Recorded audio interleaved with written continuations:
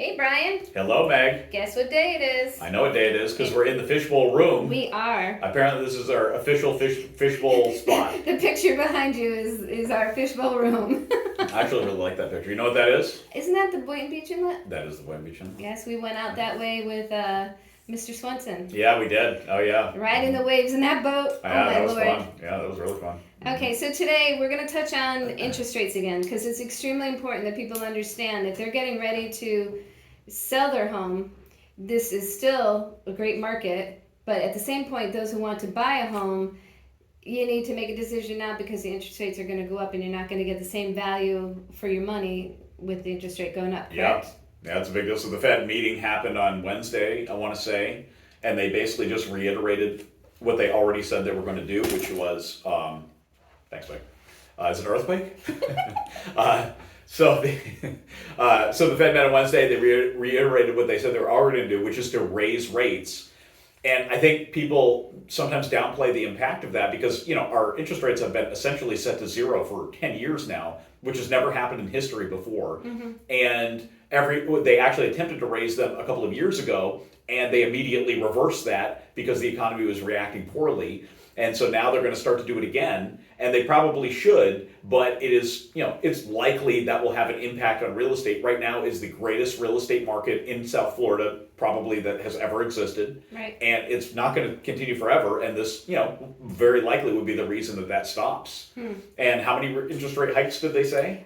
This morning I was told they're going to have 6 hikes in 2022. I mean, they're I not going heard to be 3. big. I heard 3, Yeah. but even 1's going to have an impact. 3 is going to be bad. 6 is going to be something real. Right. I mean, they may be minuscule or small amounts, but after a while, it all adds up. Yeah. So if you only have a limited budget and you know what you're working with, get out and buy now. That Right. would be the. And definitely, if you're going to buy, obviously that's a huge factor because that's going to affect how much it's going to cost you to buy a house. Everybody's concerned with the prices, which they should be. I don't blame anybody for being concerned about prices, but also that interest rate dramatically affects your cost of ownership massively. It's almost as important as the price. Right. Now, talking about price, in this market being where the prices are going kind of over and above the normal market thing, will that hold that value through the years, type of thing? Do you see Well, that in my opinion, I've spoken to a couple people that have intimated to me that they're not particularly concerned about interest rates because they believe their property's in a special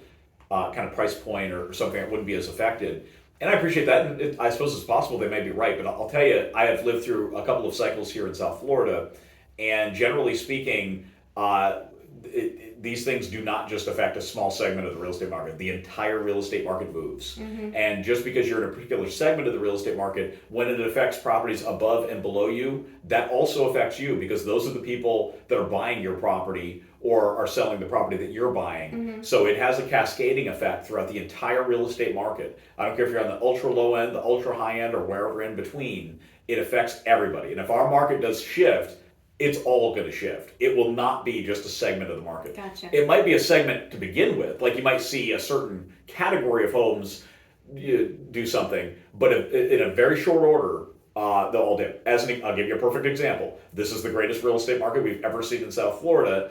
And has there been anybody left behind? Are there properties that aren't going up in value? I mean, it's pretty much across the board. Every property's gone up. It's not really unique to a particular segment. And the other side's going to be, in my opinion, exactly the same way. All right. The next topic is about rental abandonment. We have someone who asked us about a tenant that they had, and the tenant has not paid rent. So how do we handle that? And we're hoping that tenant is not inside of the property, no longer among us, yes, which we have not established yet. So I guess we'll keep everybody posted on that. Yes. But yeah, so we have a client who their tenant apparently abandoned the property. It was kind of interesting. And so we, Meg especially, did a lot of research on what the laws are around that. And apparently, if it appears it's been abandoned, you have 15 days and then you could recapture possession of your property. Mm-hmm. And then I think the other rule that we found was if there's anything in the home that's worth more than $500, that you have to kind of be careful with how you deal with that. But basically everything else you can just throw. Mm-hmm. And the other problem with the property that we're dealing with is it appears there may be a car in the driveway, which leads us to believe that there may be somebody in the house still. And if that's the case, how do you deal with that? And then that might be calling the local police department and having them tow it. Right, because you have to, if the person is not, just say the person is not in the home and they left a vehicle on the driveway, then the law says you should call the police so that they can take the plate off the car. Which makes sense, right? So, yeah, so no one steals it, and then they tow the car away.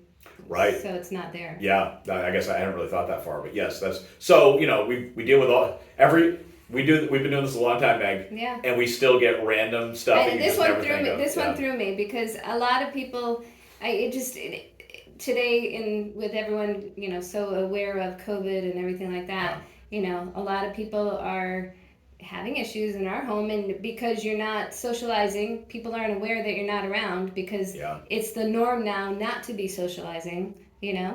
So it's kind of pay attention to your neighbors too. Yeah, get out there and knock on the door if you haven't seen your neighbor in a couple of days. I think that's a nice thing to do. Mm-hmm. Yeah.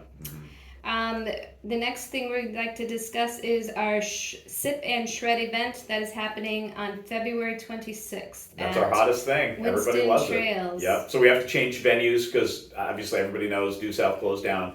Thankfully, we found we were able to connect with the Winston on the Green in Winston Trails, and they were very accommodating. So I think it's going to work extremely well.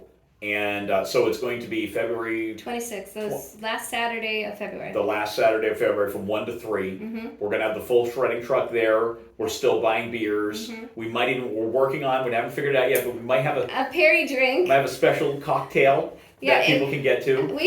Send us some suggestions. We're going to call it the Perry Shredder. The Perry Shredder.